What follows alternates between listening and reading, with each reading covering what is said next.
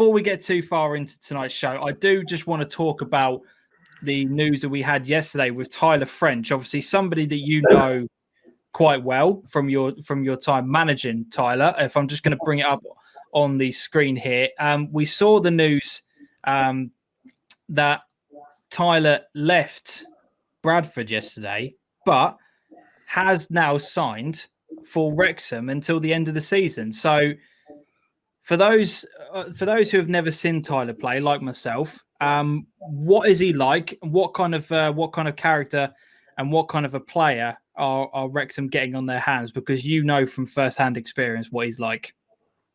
Yeah, I mean, he played for me, well, a season and a half, I think, in total. He's a good kid. Very much you'd have to say a modern day centre half, whatever that means. But my interpretation is that he can actually play a little bit. He's very, very quick. He's a tall lad. He's probably 6'4", 6'4 plus. Long legs, very, very quick. And he's got a great range of passing. He's a good player. He's a good player, and I know that obviously the change of manager at Bradford, he got some football under Stuart McCall before. The change of manager, perhaps he didn't fancy him, or maybe the fact that they were on a fantastic run since the change of manager, and they decided to stay with what they've got. I spoke to Tyler today, funnily enough. Did you? Yeah. Like most of my ex-players, I keep in contact with him, and I've always kept in contact with Tyler and wished him all the best throughout it.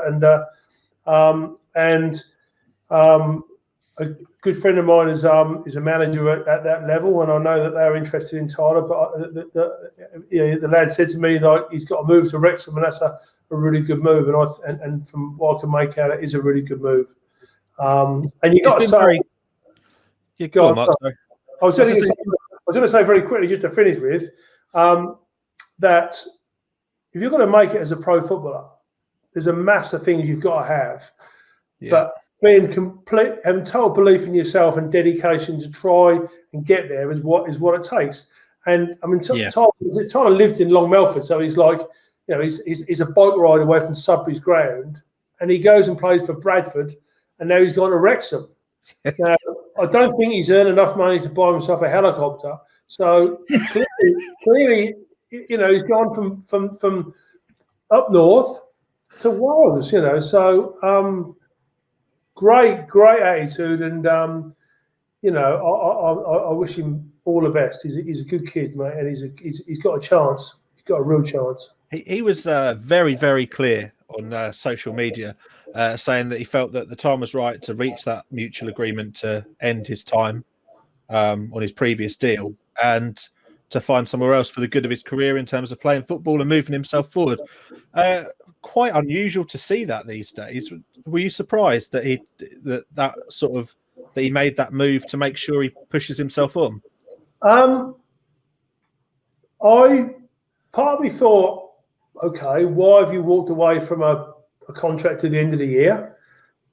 Bearing in mind that actually, possibly it might be easier to find a new club in a new season because there's not as much football around at the moment. But he clearly wants to be playing football, and the thing with Tyler is that he's a great enthusiast. I mean, I don't know if you guys know, but pre-season last year, he was, when we had the lockdown and we started training again, he was at home. He trained with us. He came to Suffolk and trained with us. And I was the guy I arranged to do when he went to Bradford. So we had a connection with them. And I said, "Are you okay?" They said, "Fine." So he was training with us. He was having the crack with the lads he was in the academy with. And that kind of shows that fundamentally he just loves playing football, and he does love playing football. And so at the end of the day, so what? So when I thought that's what Tyler's done. He's still right. I'm going to walk away. If the contract is bought out, I'll walk away. I've got no baggage. There's no situations with transfer fees and blah blah blah. And fair play, and his representation It's me sounding really posh or his agent, whichever you want to take it. It obviously was nice and busy, and he had some conversations, and yeah, Wrexham, great, and fantastic news. I really, really hope the lad does well. Really do. Yeah, definitely. I think you could see the reaction from Bradford fans when they announced the news. I think quite a few of them in the comments were a bit shocked, weren't they? You know what I mean? They were kind of saying he's a good player. I don't understand why we've allowed this to happen. But from Wrexham's fan perspective, I think weren't they? Yeah. I think the thing is, I think it's 25 appearances. I think he started something like 16 games, and I think he's had 3 man of the matches in 16 games. Off the top of my head, I think he's had 3 man of the matches in 16 games. Point 1. Point 2 as well. I do think that Bradford had got some new owners about a year ago, a consortium from Germany, I believe, and I wonder if they're thinking, actually, do we want to be developing a 21-year-old, 22-year-old? Is it going to be? And it makes you wonder if the caretaker manager's gone in, who was a previous assistant manager, he's done all right. I think they're going to let him run to the end of the season, and he'll either do really well, or if there's some money there, they'll look at bringing somebody in who's got a bit more about him. So perhaps it's just one of those situations which, as we know, happens in professional football. Yeah, I think for Tyler, I remember when he broke out of Sudbury and got that deal, there's so much buzz. So I really hope that going to Wrexham, getting the football regularly, is a launch pad for him. I mean, we live in an age where we're just used to seeing players run their contracts down, and Ozil's like a great example of it, isn't he? Where he's just sat for ages doing nothing, waiting for just to be chucked off at the end of it. But to see a player in the current age actually go out there and say, I want to be playing my football, let's end what I've got here and let's move things on. It's great to see, and wish him all the best, really, to try and crack on and push up through those levels again.